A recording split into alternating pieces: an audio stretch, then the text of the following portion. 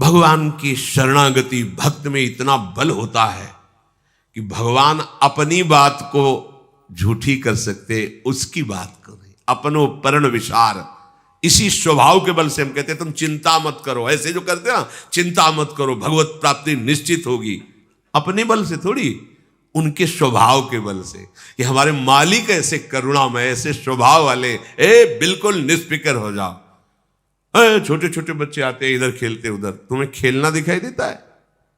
समय है 4:15, बैठे हैं जगे हुए। तुम्हारे बच्चे 8 बजे जगाए नहीं जगते, हमारे बच्चे 3 बजे से इतने इतने बड़े हैं, मुंह धो के रज लगा के नहा धो के बैठ। अब अगर वैसे सो जाते तो निंदनीय बात देख लो।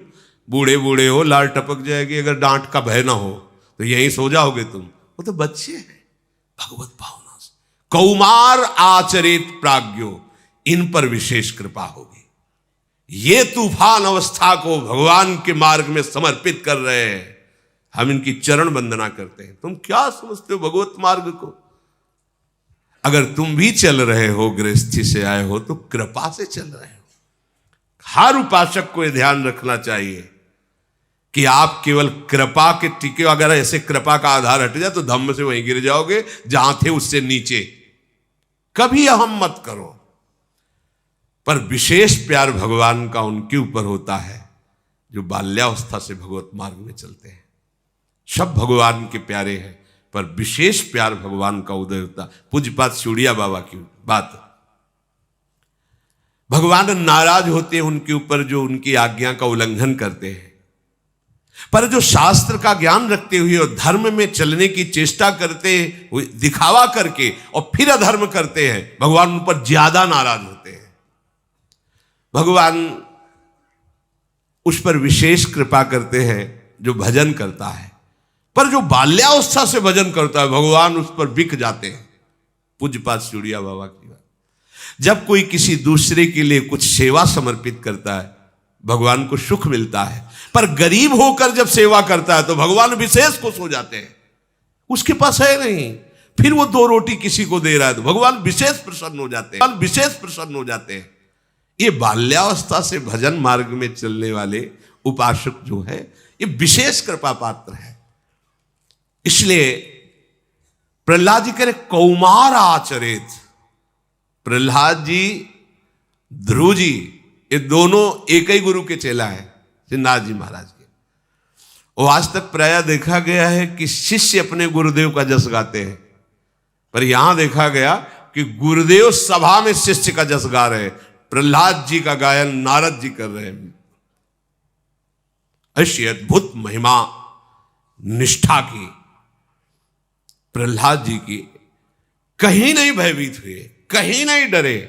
5 वर्ष के हैं, त्रिभुवनपति पिता विरुद्ध है, भक्ति आचरण नहीं करने दे रहा, पर आप अपनी निष्ठा से नहीं है। और आप 4 आदमी कह दिए कि भगत है तो ऑफिस में तिलक लगा के जाना बंद कर दिया। वो भगत है, गाली तो नहीं दी, बोले भगवान का भगत है, ये तो प्रशंसा हुई, पर कैसी बुद्धिमंद है।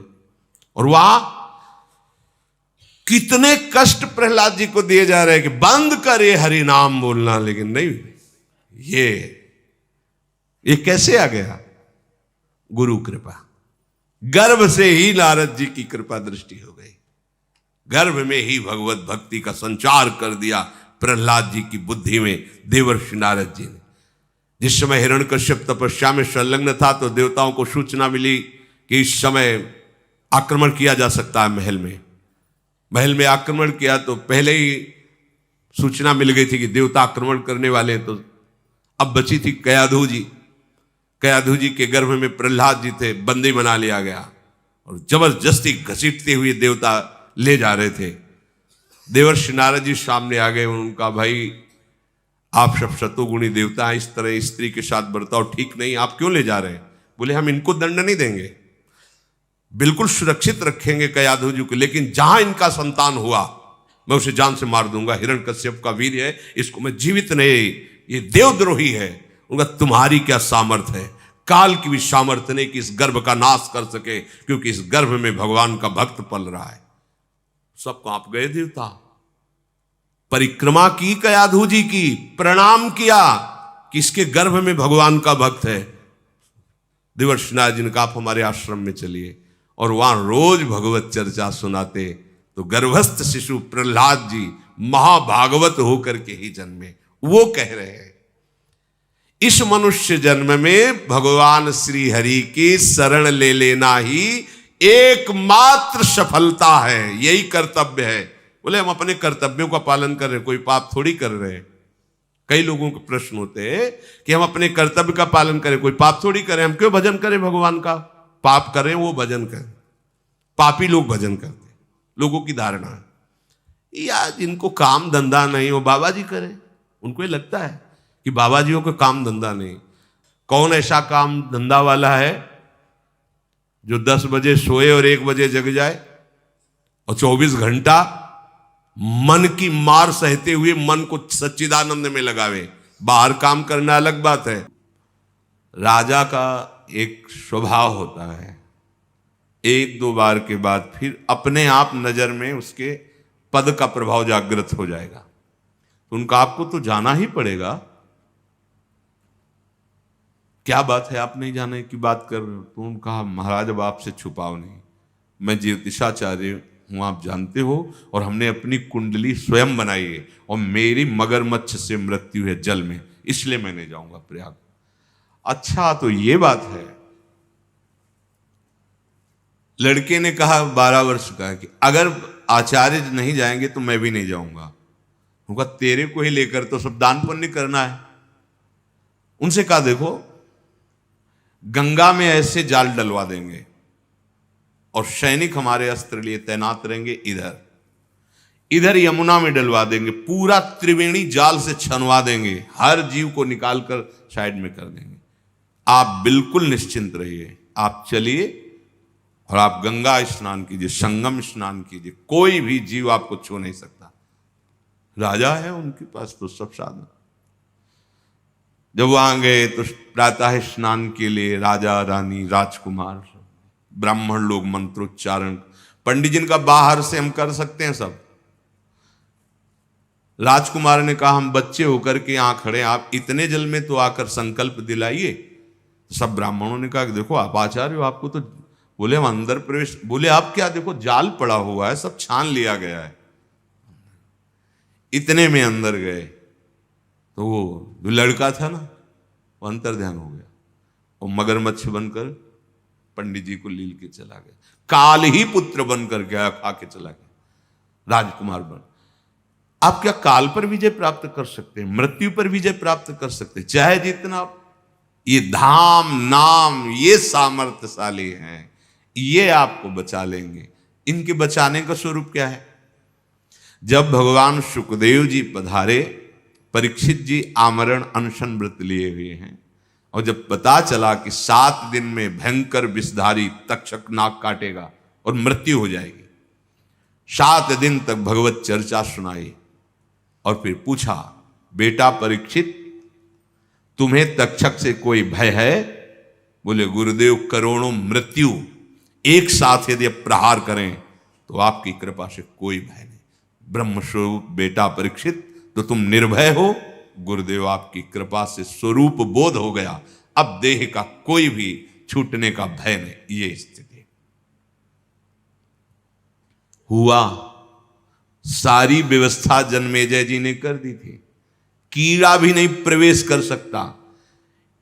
एक विशाल खम्भ, उसके ऊपर महल, कहीं कोई सीढ़ी नहीं, आसपास मंत्रों से घेरा बना हुआ है।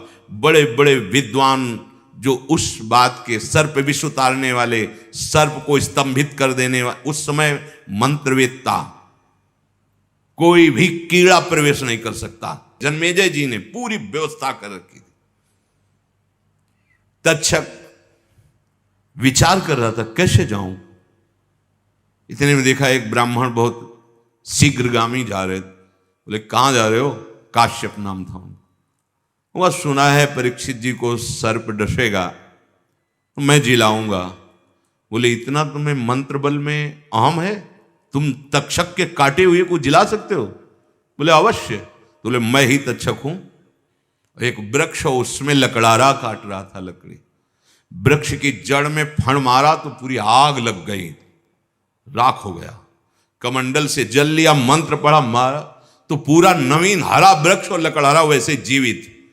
तो उनका तुम्हें जो चाहिए ले लो, इसी के नीचे धन गड़ा हुआ है, तुम भेंट ही तो लेना चाहते हो, आगे बढ़ो। जो कुछ फल पुष्प ऋषिजन ले जा रहे थे भेंट देने के लिए, उन्हीं में इतना सूक्ष्म कि दिखाई ही न दे।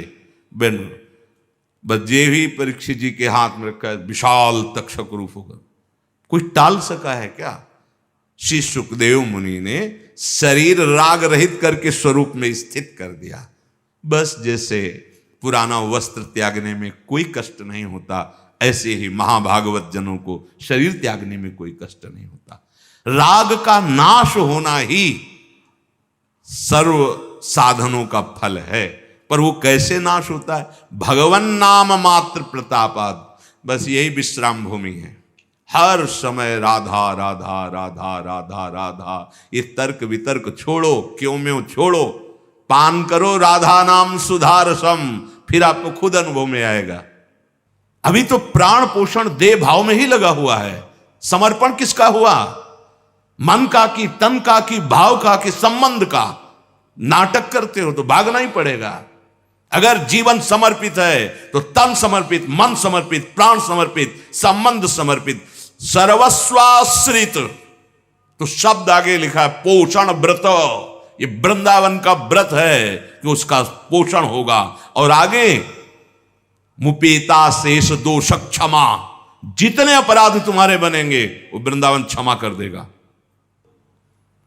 राधा माधव को मोहित किए हुए वृंदावन, वृंदावन परित्यज्य पादमेकम न गच्छति। एक कदम भी हमारे युगल सरकार वृंदावन से बाहर नहीं जाते। कभी किसी रसिक महापुरुष को अगर कहीं वो, तो जहां होगा वहां पहले वृंदावन उसके हृदय में प्रकाशित होगा।